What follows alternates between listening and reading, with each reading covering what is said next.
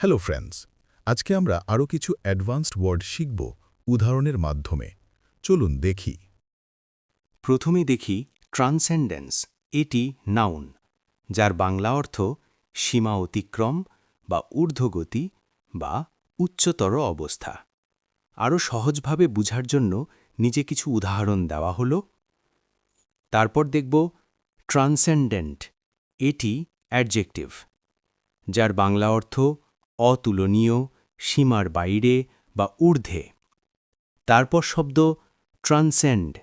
এটি ভার্ব, যার বাংলা অর্থ অতিক্রম করা বা ঊর্ধ্বে ওঠা। এরপর দেখব ইনএফেবিলিটি। এটি নাউন, যার বাংলা অর্থ অবর্ণনীয়তা বা বর্ণনার অতীত অবস্থা। পরের শব্দ হচ্ছে ইনএফেবল। এটি অ্যাডজেক্টিভ, যার বাংলা অর্থ বর্ণনাতীত বা অবর্ণনীয়।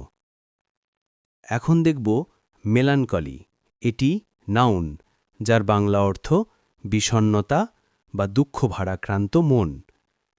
তারপরের শব্দ মেলানকলিক।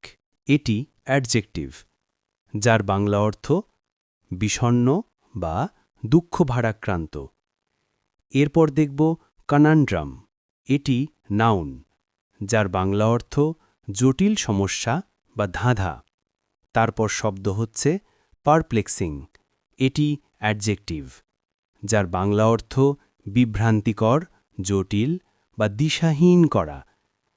এখন দেখব ইভ্যালুয়েশন। এটি নাউন, যার বাংলা অর্থ মূল্যায়ন বা পর্যালোচনা। তারপর দেখব ইভ্যালুয়েটিভ। এটি অ্যাডজেক্টিভ, যার বাংলা অর্থ মূল্যায়নমূলক বা বিশ্লেষণাত্মক।